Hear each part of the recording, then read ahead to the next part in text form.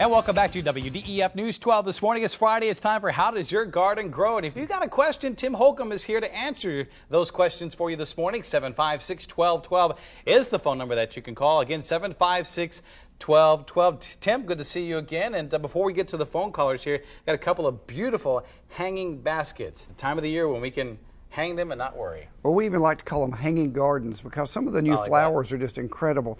A lot of these new heat-tolerant flowers, the million bells, miniature petunias, the lobelias, even the verbenas. And people have a lot of container gardening now because of patios and such. Right. Instead of trying to recreate everything, just take one of these beautiful baskets, take it out and put it in your container, and you instantly have a container garden. That is a very good point. Of course, a lot of these bloom all summer long. So right up till cold weather. All right, we're going to get to our phone callers. Our first one this morning is Helen. Good morning to you, Helen. Good morning. Hi. Good morning. I'm just wanting to ask Tim, my camellia and my picantha is running away. Is it too late to trim? No, ma'am. Matter of fact, especially on camellias, it's best to wait till after they bloom before you prune them. And you can prune those back by as much as a third without any problem whatsoever. The pyracanthas you can shape up any time of the year. If your goal is to get berries, you want to be sure and leave some of the blooms on them because those blooms will convert into berries, but you can shape them up anytime.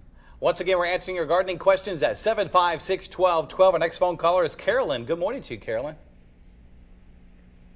Yes, I was wondering, could you tell me if you could make a rose, like a rose stem, put roots on it?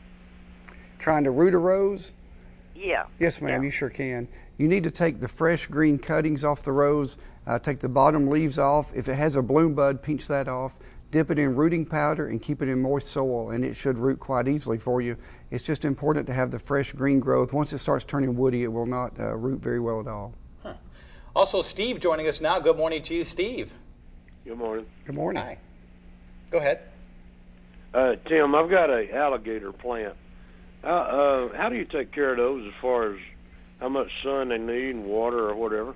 I'm afraid I'm not familiar with an alligator plant. Is that a tree, shrub, house plant, or what? No, it's just we got it from a cutting from Florida, but they grow here. Okay. It has another name, a Latin name. Apparently alligator plant's the common Florida name, and I'm not familiar with that name. But we'll have the phone number for you here in just a little bit, Steve, and you'll feel free to call Tim there at the Holcomb Garden Center. Moving right along, James is our next phone caller. Good morning to you, James. Yes. What time of year is a good time to plant your tomato plant? Well, right now is an excellent time. Usually we say the middle of April is our average last frost. It looks like we're not going to have another one this year. As a matter of fact, last couple of weeks would have even been fine. But you can plant them now. The soil's warm enough. If we do get a little cold spell, you can always cover them up. Once again, we're answering your gardening questions. 756-1212 is the phone number that you can call. Tanya is our next phone caller. Good morning to you, Tanya. Yes, my question is, I want to plant flowers in my yard, and it stays mostly full sun. Could you give me some ideas what I could plant that could tolerate the full sun? Well, fortunately, there's some great flowers that'll take full sun. One of the newest one is the Sun Patient. It's an impatient, like a New Guinea impatient, but it tolerates direct heat and full sun. We used them in our landscapes last year at both nurseries, and they did very well. Also, Lantana is almost foolproof, and the dragon wing begonias give you lots of red color or pink color. It looks like a tropical plant, but those love the heat of summer, and they'll take full sun very easily. Cindy joining us now. Good morning to you, Cindy. Good morning. Good morning. Questions about coleus. Last year I had several types of coleus out, and there was a couple of them. I tried to save through the cold season, keeping them in the basement, and they seemed to do pretty good, but I kind of cut them back where all the dried up parts were. Now they don't seem like they can be recovered. Is there anything I could do?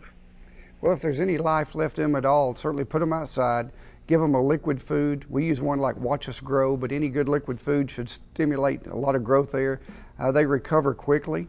If there's life there, it should bounce back quite quickly. If not, we have about 30 varieties of coleus. Many of them are sun-loving coleus, and certainly some are shade-loving coleus.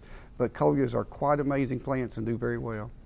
Well, folks, we are unfortunately running out of time. Some great questions coming in this morning. And if you do have a question, feel free to contact him. It's at the Holcomb Garden Center. He's got a couple of locations, one there in Hickson, 877-8782, or you can check him out at the Fort Oglethorpe Garden Center. That is 706-861-4769, or we'll make it easy for you. Holcomb, GC, WDEF.com. Hey, Tim, thanks for coming in this morning. Thank you, Brian. Folks, we'll take a short break. We'll be right back.